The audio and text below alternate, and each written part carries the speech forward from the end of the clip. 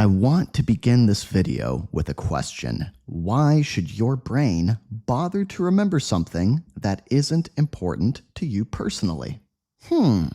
Welcome back to English is Easy, everybody. I am your personal YouTube English teacher, Connor, and today I'm going to talk about a simple trick for remembering vocabulary much more easily. If you enjoy this video, give it a like and subscribe so you never miss another video. Before I tell you the trick, there is something important we need to understand. When you start learning a new word, you are also starting a new relationship with that word. It's true if you think about it. You have a very special relationship with every word you know. For example, my relationship with the word school is very different than yours. When I think about the word school, I see my school, whereas when you think about it, you see yours. I remember certain people, places, and things from my life. You remember different ones. In my life, I've used the word school a different number of times than you have, and in different situations, with different contexts, different frequencies of use. But we both probably know this word well, not just because we've used it a lot, but because of our deep personal relationship to it. The school sights, smells, sounds, people, and places mean something very real to us. This brings me to the memory trick. It is called the self-reference effect. Basically, we remember things better if they mean something personal to us, if we have a deep relationship with them. Here's an example. Imagine two people. George has trouble remembering and using the word antiquated, which means old and not really useful anymore. But Anna has a great understanding of this word and can use it without any trouble. Why? She owns a store called Anna's Antiquated Antiques. This word means a lot to her. It's how she makes her living. Here's another example. Eric can't remember what the word alacrity means, even though he's seen it several times in his textbook. It means you have a good attitude and you are ready to go. Tim, on the other hand, got this email from his boss last year. Tim, I noticed you come to work full of alacrity every day. I'm giving you a promotion. Congratulations. Now, because of that meaningful email, Tim deepened his relationship with and understanding of the word alacrity. It is personal and important in his life, and so it stuck better in his memory. So when we go about studying then, what we need to do is find a way to deepen our personal relationships with new words. Find a way to give them personal meaning. In other words, make them yours. I want you guys to try and think. How can you connect new words to your life? Why should they be important to you anyway? Let's practice right now with the word eclectic. This word basically means that you can see a wide range of different styles in something or within something when something has great variety. So an eclectic art collection might include Chinese, European, and Russian paintings, for example. If I think about it, my book collection is very eclectic. In my room, I have piles and piles of books about all different topics: history, art, fiction, language studies, poetry, etc. My wife is always asking, are you sure you want to keep all these? You only read a couple of them. But the truth is, she has quite an eclectic shoe collection as well.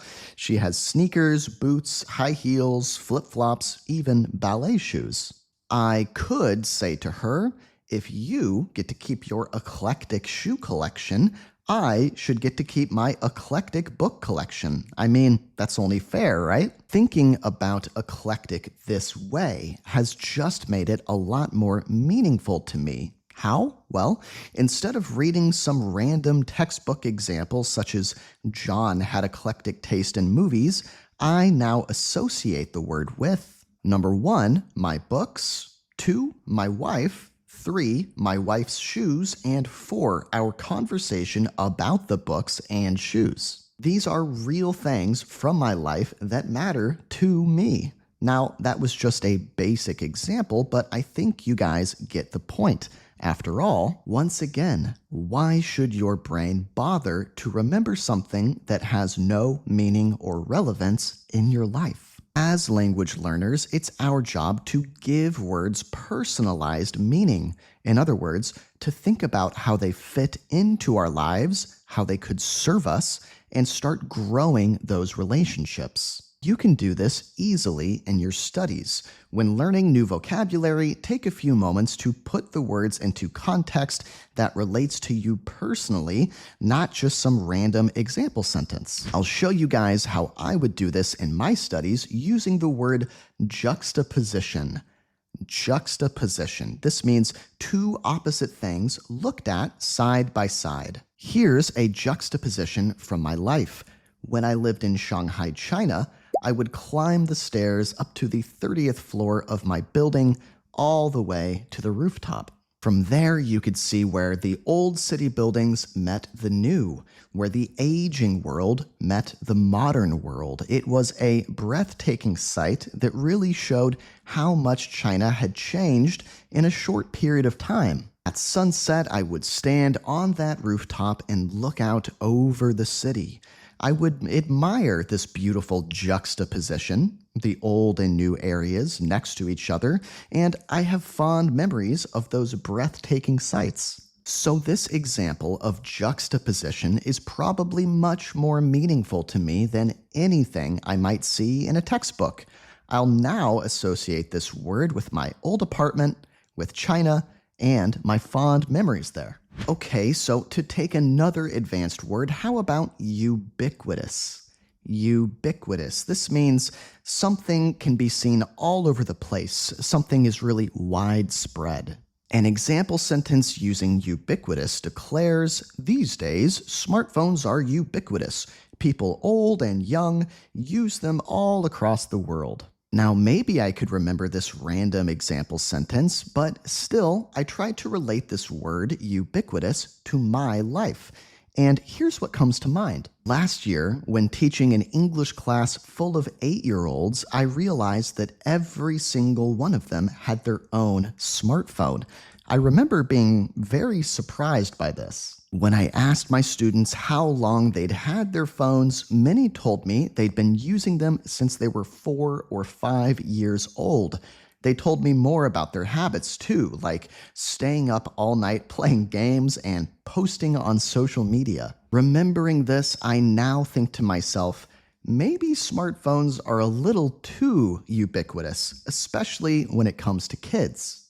Just like that, I now associate this word with, number 1, my students who I remember and know well, 2, their smartphones, 3, their smartphone habits, and 4, my opinion about their smartphone habits. So, want to give this all a try? Let's relate the word ubiquitous to your life. What's something ubiquitous, once again, meaning seen or found all over the place, in your country that might not be ubiquitous in other countries?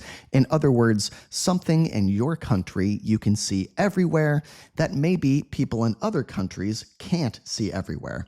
Let me know in the comments. One thing I'd like to note, of course, the self-reference effect will not make you magically remember everything, but there is no doubt that framing new information in the context of our lives will make it much easier to understand and learn. And after all, this is why we learn languages in the first place, to add value and meaning to our lives through words and our personal understanding of those words. So don't let words be vague and foreign to you. Instead, make them yours. Thank you guys so much for watching this video. As a new channel here on YouTube, every like, sub, and comment really goes a long way in supporting me and helping with the YouTube algorithm.